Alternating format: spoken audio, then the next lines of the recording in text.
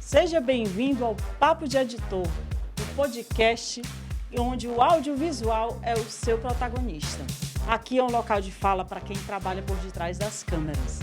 O projeto Papo de Editor é muito mais extenso, muito maior do que vocês estão vendo, mas o podcast é um pontinho nesse mar de novidades. A gente está aqui com Marcelo Rego, o meu amigo Marcelo Rego, editor, professor, videomaker, e um ícone no audiovisual do Piauí. Eu, como não sou uma boa apresentadora, vou pedir para você para dizer para a gente quem é Marcelo Rego. Marcelo Rego é um parnaibano, empreendedor, já trabalhei em muitas áreas até chegar em edição de vídeo, em vídeo em si. Aí já fui diretor de Rádio Rock lá em Parnaíba, promovi eventos nessa área lá em Parnaíba. Já fui dono de barzinho, peguei um boom das bicicletas, eu vendia bicicletas importadas, lojas de venda de peças importadas, né? No boom do mountain bike. Cheguei até a participar uma vez na FEPEM, vim de Parnaíba e vim participar da FEPEM aqui em Teresina, trazendo uma linha Diamondback de 2000 para tu ter ideia, acho que era 2004, para ver o tempo que faz isso, né? Bom, e aí fui seguindo até entrar na questão de vídeo. Comecei com eventos sociais. Na época você precisava ter uma placa de captura, porque tinha as pessoas que filmavam, aquelas câmeras de ombro ainda, em fita VHS. Aí, para você editar, você tinha que digitalizar, colocar no videocassete, dar play, para ir em tempo real, carregando tudo para o computador, para poder fazer a edição, e aí você finalizava num DVD, né? Eu passei desses processos assim, de edição. Aí teve uma oportunidade de eu vir para Teresina. Comecei trabalhando lá com esse tipo de trabalho, né? de eventos sociais. Eu fui convidado para trabalhar na TV Delta, lá em Parnaíba. E de lá, fui convidado para vir para Teresina. E aí, eu cheguei em Teresina em 2007, para trabalhar na TV Antares. Acho que foi a partir de lá que eu te conheci. Foi na TV Antares que a gente se conheceu mesmo. E o Adobe Premiere, né? A Adobe entrou como na tua vida? Porque hoje em dia já tem vários outros softwares, né? Mas naquela época, mais atrás, lá para 2003, só existia praticamente o Premiere e o Pinnacle. O Pinnacle hoje em dia praticamente nem existe mais, mas na época tinha o Pinnacle e Premiere. E aí eu comecei a editar no Adobe Premiere, até através do meu cunhado aqui de Teresina. Ele, na época, tinha uma produtora de vídeo e foi ele que me apresentou essa parte de vídeo, né? E aí, eu me lembro que são detalhes e tem coisas que às vezes ficam marcadas assim na cabeça da gente. De uma vez eu editando e acompanhando a edição, ele me acompanhando, e aí ele falou uma expressão: coloca zoom in aí, depois tu bota zoom out.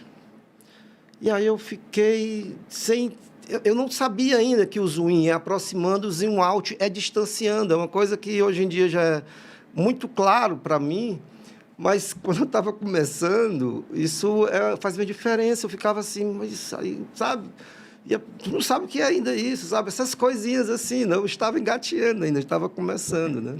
Porque tem muitos termos técnicos, né, assim, no vídeo em si. No nosso meio audiovisual existe mesmo.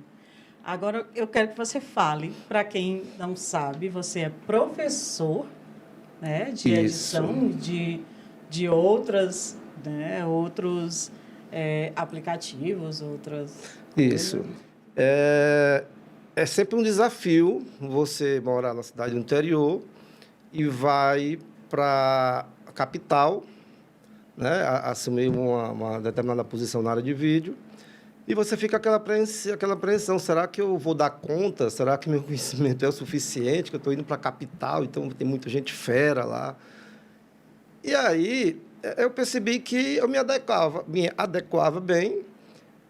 Percebia também que na edição você tem que ser assim buscar muito conhecimento. E quando você está com o software na sua frente, você não pode ficar limitado só àquela funçãozinha básica, né? Você tem que tentar explorar mais o que o software dá para você. E aí eu percebi que na edição jornalística, que é uma edição mais básica, digamos assim, né? Você não precisa ter muito conhecimento técnico ou operacional do software, porque baseia-se em cortes secos, né? Você vai montando ali. E aí eu percebi, e eu tinha uma vantagem, porque eu tinha um conhecimento muito maior. Eu percebi que eu tinha isso. Então, eu comecei a perceber uma lacuna de ensinar, porque eu mesmo ficava dando toque para os amigos aqui, né? E na época era o Orkut. Fui sua aluna. Sim, para ter ideia, né? Foi em 2007 que eu cheguei aqui. E aí, na época, tinha um Orkut ainda. Eu comecei a divulgar aqui em Teresina aula particular, divulgando pelo Orkut. Depois fui migrando para o Facebook. Aí, numa oportunidade, na própria TV Antares, que tinha uma parceria com o Senac, eu fui fazer um curso de Photoshop lá no Senac. E lá eu fui buscar, querer falar com o coordenador para poder dar o curso de edição de vídeo lá, porque eu vi que não tinha edição de vídeo. E aí até o professor Lopes, ele me levou ao coordenador da época, e aí o coordenador estava querendo realmente colocar cursos novos. Isso já foi mais ou menos isso em 2008, por aí, final de 2008. Aí ele me passou plano de curso de outros professores para me adequar, fazer uma apostila. Teve a primeira aula inaugural, e aí é um detalhe importante, aquela aula que você vai para ver se você realmente dá para ser professor ou não. E aí, imagina a situação, eu nem tinha notebook na época. Eu fui dar aula para o pessoal do Senac com um pincel, dando aula de edição de vídeo, sem mostrar vídeo. Só colocando questão de parte técnica, explicando questões de resoluções de números, fazendo comparações do VHS, do DVD, desenhando para o pessoal ter noção, falando essas coisas de time code, umas coisas mais técnicas, mas, ao mesmo tempo, mostrando essas situações de vídeo horizontal, né? Na época não tinha nem Instagram, acho que nem tinha, era horizontal mesmo, aquela 4x3. Foi mais uma conversa, mas eu tinha uma experiência, tinha uma bagagem boa assim, para poder conversar, né, sobre isso. Você fez entender. Mas eu me fiz entender, eles me perguntavam, respondiam e deu tudo certo, né? Mas é engraçado essa particularidade, que eu fui dar aula de vídeo sem ter nada de vídeo. E ficou tudo certo, e aí foi em agosto de 2009, a minha primeira turma lá no Senac. E aí, até então, eu só tinha dado aula particular, né? E aí eu ainda estava meio assim inseguro de assumir uma turma lá no Senac. Aí eu fui atrás, mais próximo por aqui, o que é que estava tendo de curso, alguma coisa. Aí tinha a jornada lá em Maceió. Estava tendo a jornada Adobe. Acho que ela ainda era... Ela é a terra do cinema, né? Verdade. E aí, a jornada Adobe lá do CS4, enfim. Aí eu passei uma semana lá em Maceió, fazendo o curso de Adobe Premiere pela manhã e à tarde o After Effects. Que aí é quando vai encarar uma sala de aula, você se sente mais seguro, né? Porque você está sendo aluno, você vê como é a didática, como é que ele vai ensinando, e você está sempre aprendendo, nunca você para de aprender. E aí foi quando eu me senti mais seguro, quando eu voltei e comecei a primeira turma no Senac em agosto de 2009. Aí dei aula lá acho que foi até 2015 que eu continuei no Senac. Fui o pioneiro, né? No caso aqui, eu acho que hoje eles ainda devem tem. Quando eu saí, acho que um dos meus alunos se tornou professor lá. E hoje, acho que está tendo sempre lá edição de vídeo também no Senac. Surgiu uma oportunidade de criar uma escola. Tinha um professor que já tinha um espaço e ele me convidou, tinha visto esse espaço, que por sinal era atrás do Senac ali da Campos Sales, convidou para fazer parceria com ele, e aí nós entramos e montamos o Espaço Pixel. E os teus alunos? Qual o perfil dos teus alunos? Quem é que vem te procurar? É muito variado, mas de maneira geral, ultimamente, engraçado, como assim, muda um pouco. Mas no começo, quando eu vim para a Zona Leste, em 2016, o público era mais profissionais, pessoas que já estão em agências querendo se aprimorar, querendo se aperfeiçoar em uma outra área que não é a deles. Por exemplo, o designer, ele quer aprender a fazer motion também, ou ele quer aprender a editar vídeo. Então, tinha muito essa parte de profissionais querendo adquirir novas experiências, né? Novos conhecimentos. Mas, assim, depois da pandemia, eu percebi assim, um novo público, e é um público, tipo, mais com conhecimento zero, mais querendo começar mesmo algo do zero, né? E um público mudou, um público mais adulto também, né? Mais assim, a partir dos 30, 40, tem muitas pessoas assim.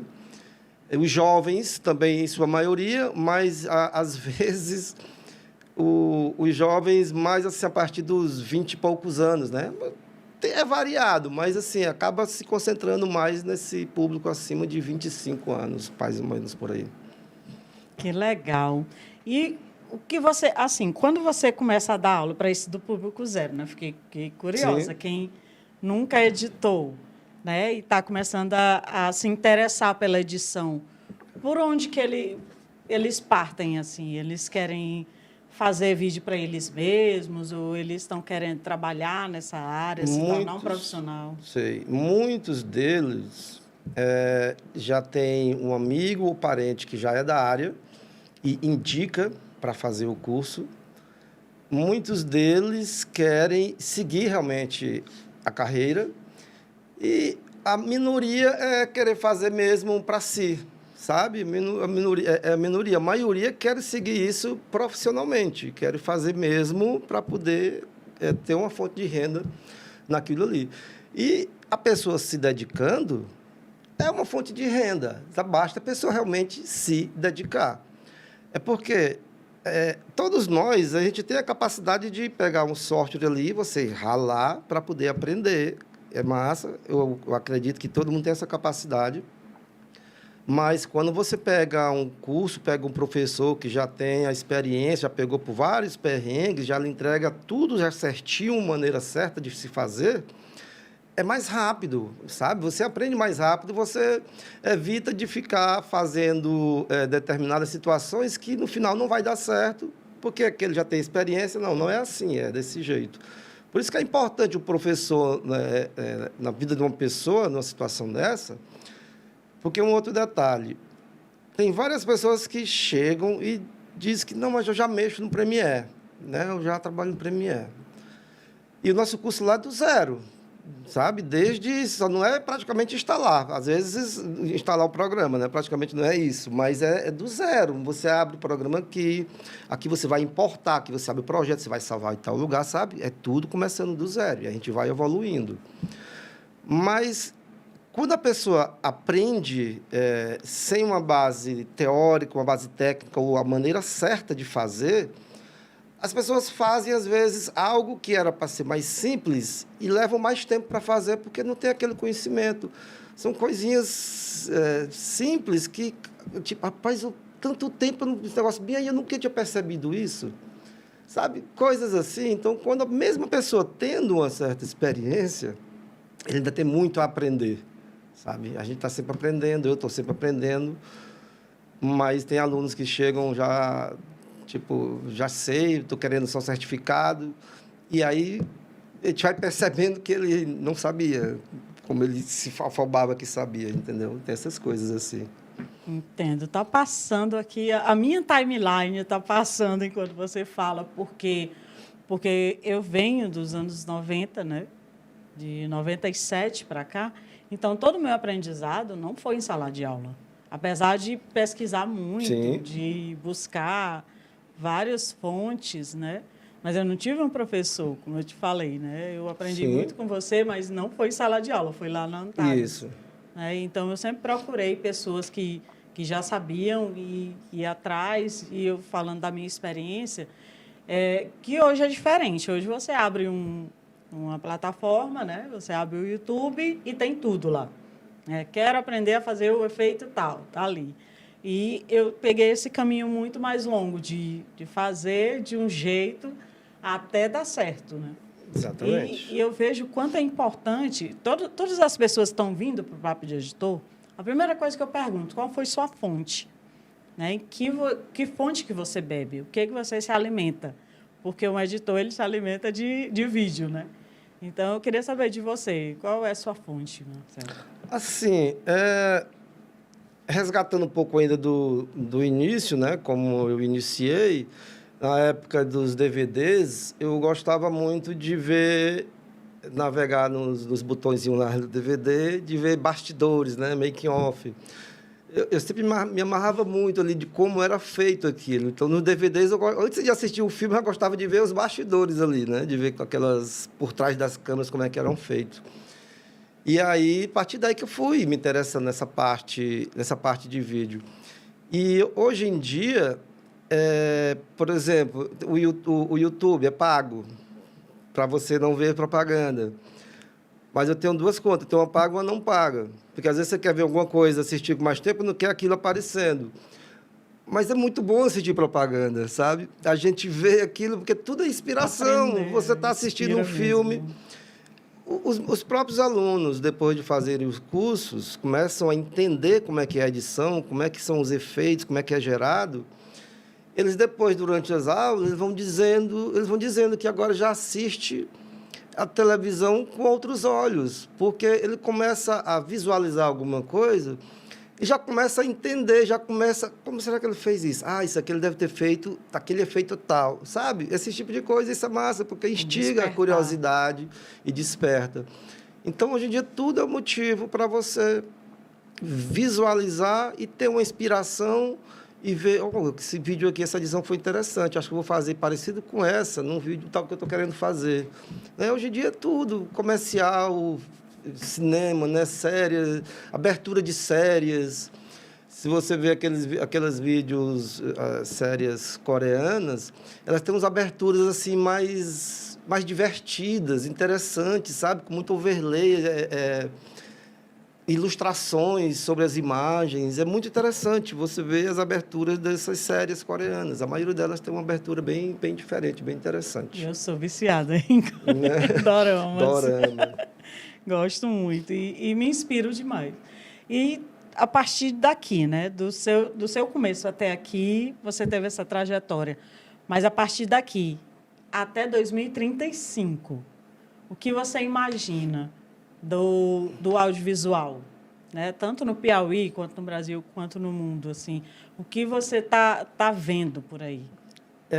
Assim, aí já entra falando em futuro, aí não tem como você não falar de IA, né? Porque uma coisa tá muito atrelada. Eu já ia entrar nesse assunto, mas eu quero ver o que você está vendo. Pode porque falar. Hoje em dia, nas minhas próprias aulas, hoje em dia eu estou usando muito, e hoje em dia facilita muito. Então, é uma coisa que não dá para deixar atrelado daqui a 10 anos. A IA já chegou e está ficando cada vez mais fácil e acessível para todos. E eu imagino algo muito mais fácil, porque é o tipo da coisa. Tem pessoas que ficam falando, ou que falam que a IA vai deixar você menos criativo, porque elas que estão fazendo as coisas por você, mas não é nada disso. Pelo contrário. O ChatGPT, quando você fica conversando com ele, pedindo opiniões ali, quando ele lhe dá as suas respostas, o que você quer, ali você ainda vai mexer muito naquilo, você vai lapidar e você lê muito, e às vezes, do nada, com a frequência de você ficar lendo as respostas dele, querer refazer ou fazer isso, você já está aprendendo muito e você, às vezes, do nada, você já vai começando a escrever também naturalmente. Então, filmar vertical, horizontal, é uma coisa que sempre eu coloco em questão nas minhas aulas, porque você vai filmar, se você vai fazer algum evento, você tem que saber qual é a mídia final. Você vai filmar, só vai ser no Instagram? Tá, então filma vertical. Mas a pessoa quer botar no telão e é horizontal, então filma horizontal. Mas aí você filmou no horizontal, mas aí você quer também o formato vertical. E as inteligências artificiais estão aí para poder fazer o que era horizontal, vertical. E isso não só em foto, né? Já em vídeo também. Facilitando. Então, você vê como as coisas estão facilitando demais. Muitas pessoas, quando filmam na vertical, e eu até aceito também, é válido, para colocar, filmam na horizontal, mas para colocar para o celular, eles colocam virado, né? Às vezes coloca aquele símbolo para você rotacionar e assistir. Celular, né? Isso, para poder você ver ele inteiro, né? Porque se você postar ele horizontal, ele vai ficar só aquela linguetinha mesmo, aquela coisinha pequena, né? Mas aí, falando nessa mesma área de vídeo, como curiosidade, que eu percebi que no Reels, por exemplo, Instagram, se você coloca o vídeo horizontal, ele mantém horizontal. Mas eu acho que eu vi agora há pouco no TikTok que se você postar lá na horizontal, se você rotacionar, tem uma funçãozinha lá e ele rotaciona, né? Função tela cheia. Tela cheia. E eu estou entrando agora no TikTok, eu mexo um pouco no TikTok, mais no Instagram, mas eu vi isso e achei interessante. É uma coisa que o Reels também do Instagram poderia ter essa função. Mas lá, uma vez você bota horizontal, ele fica pequenininho e deixa o espaço preto lá. Bom, então, assim, daqui a 10 anos, acho que vai estar tudo mais fácil. A criação de conteúdo, a criação de filme, a criação de cinema, tudo, né? Eu até tinha ouvido falar algo, eu não sei onde foi que eu li, alguma coisa sobre, depois do Oscar, de colocar uma nova categoria de inteligência artificial. Mas aí é o que foi debatido. Poxa, mas a inteligência artificial já é os efeitos especiais dos filmes. Não tem o que colocar na categoria de inteligência artificial, né? Porque a inteligência artificial, na realidade, são os efeitos especiais, que já acontecem, né, no cinema há muito tempo, né? Tá tendo muito experimento nessa área, tá tendo muita movimentação, né? Tem filmes já sendo feito 100% com IA. Massa. Já tem as traduções feitas por IA, né? Que também está sendo muito debatido por causa dos locutores, né? Dos tradutores, porque não tem muita emoção e tal, mas eles estão trabalhando isso. E sobre isso, como você vê a profissão de editor, né? De vídeo e de áudio, do mundo audiovisual, você acha que isso vai acabar, vai se fundir, que vai ser uma coisa obsoleta? Estilo, você imaginar a máquina de datilografia para o computador, se vai acontecer isso, ou vai só aprimorar, você vai só continuar como uma ferramenta? Aí, só voltando um pouquinho do detalhe aí que tu falou da questão do Oscar, que eu falei um pouquinho antes, né? Que falou que já tem filmes completamente em IA. Aí sim, acho que valeria uma categoria de filmes, né? Feitos só com inteligência artificial, né? Tá aí já, né? Alguma categoria assim para ser inserida. Enfim, já está tendo.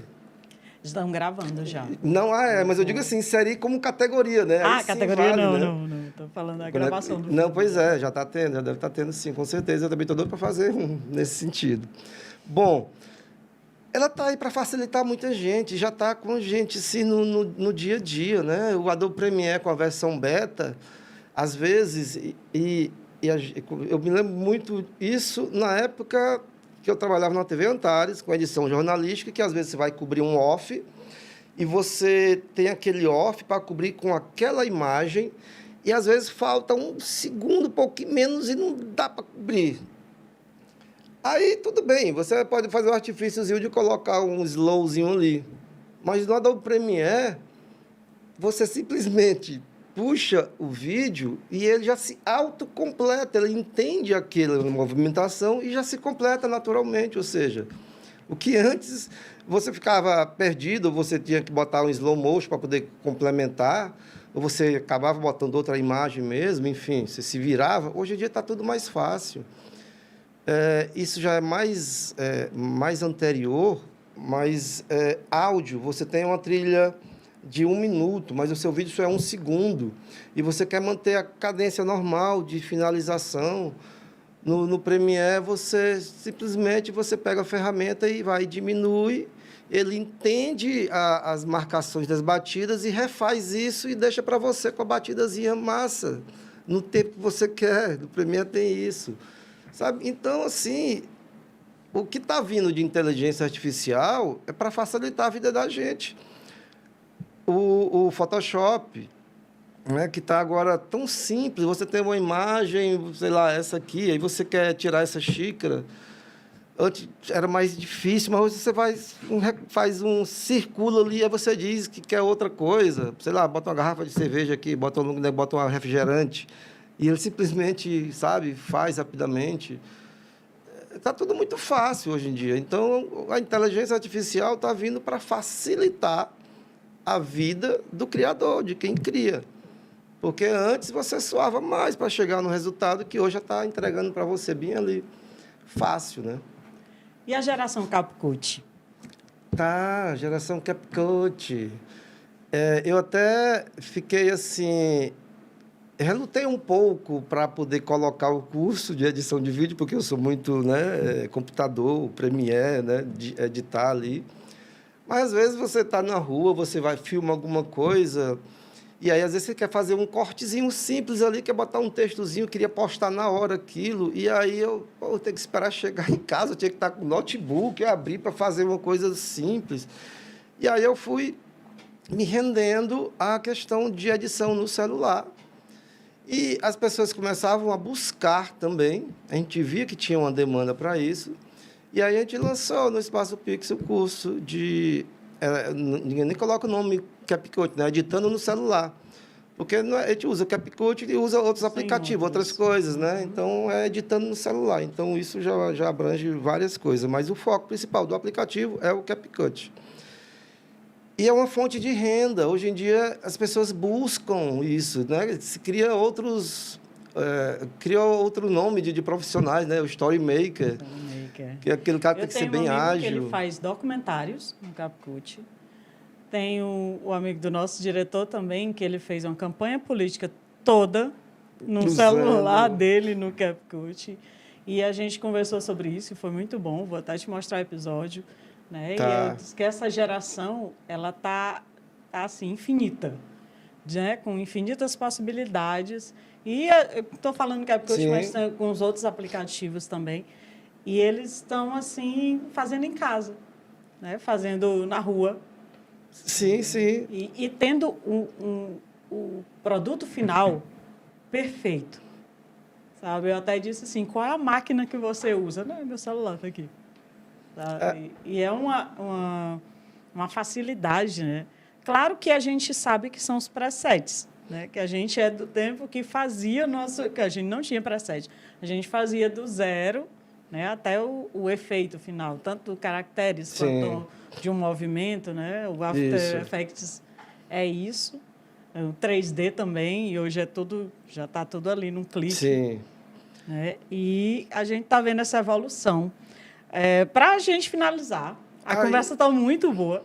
Para a gente finalizar, eu quero que você dê um recado para o nosso público, porque o nosso público também não é só o pessoal da área, mas o pessoal curioso que quer aprender, que quer conhecer esse mundo, desbravar esse mundo. E o Papo de Editor está criando esse local de fala para a gente, porque tem muita gente que tem para ensinar, né, para falar, né, tem o que falar, e a gente está aberto a ouvir. E eu quero que você deixe o recado para essa galera aí. Bom, é que as pessoas elas têm que seguir as tendências. Eles estão vendo que a inteligência artificial está em todo meio, toda hora está todo mundo falando. Nas minhas aulas, eu já estou inserindo isso, já estou até divulgando no próprio CapCoach. O CapCoach, como você falou, tem muitos presets, mas as pessoas não podem se limitar só a presets, senão não vai aprender nada. E a partezinha de presets do CapCoach eu só dou praticamente no último dia de aula, para o pessoal não ficar viciado com aquilo. Então, eles vão aprender mesmo do zero. Então, o CapCoach já tem muita coisa bacana de inteligência artificial nele para facilitar. Uma coisa que eu tenho observado, ChatGPT é uma coisa que está aí, acho que 2022, eu estou desde o começo que ele foi lançado, e eu chego na minha aula e as pessoas não conhecem, já ouviu falar, mas desconfiam também, não sabe como usar. E aí a gente já tem sempre atividades nos meus cursos, e aí eu já passo para eles já instalam no celular, eu já dou um prompt como que eles vão perguntar para poder gerar um roteiro, né, com foco em storytelling, uma narrativazinha bacana, e aquele roteiro eles pegam o celular deles e vão filmar com a minha orientação, o enquadramento, não, faz assim, faz assado, não, aqui abre mais um pouco, fecha mais aqui, fazendo cortes, né, continuidade de ação. Ó. Então, se ele vai fazer essa ação, ele repete a ação, mas você muda o enquadramento para depois, na hora do corte, parecer que foi 2 câmeras filmando ao mesmo tempo. E aí, depois, eles vão levar e vão editar. Então, eles estão vendo a participação de aquele produto final foi originado com a inteligência artificial que criou o roteiro. Pequenas alterações são feitas. É difícil ele dar exatamente ipsiliter, né, do que ele deu. E se deu certo, ok. Mas, às vezes, você adapta alguma coisa. Então, o ChatGPT é um mundo de possibilidades para o empresário, para o estudante, para todos assim que queiram criar, sabe?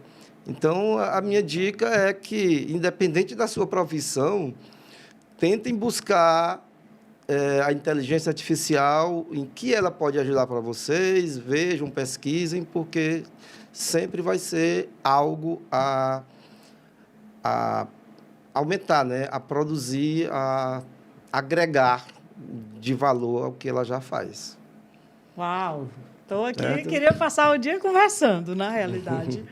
O Papo de Editor hoje está muito bom. A gente está na plataforma, né, de áudio do Spotify, por enquanto, também, né? E vamos começar no YouTube e vamos começar a desbravar. E a gente tem muita coisa para falar ainda. A gente tem muito o que aprender. A gente tem muito o que ensinar, porque assim, a gente ensinando, você como professor sabe, a gente ensinando, a gente aprende demais. E foi um prazer, uma honra te ter aqui. Eu quero que você volte.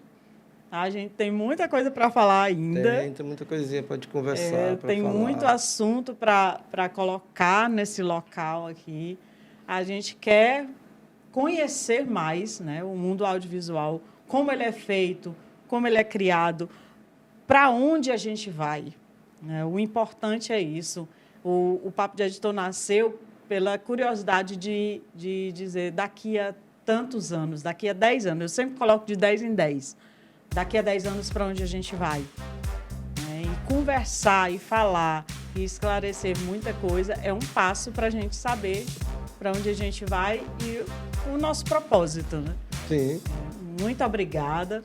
O Papo de Editor fica por aqui. Okay. E o próximo episódio, vocês vão saber, acessem o Instagram, acessem o Spotify e o YouTube.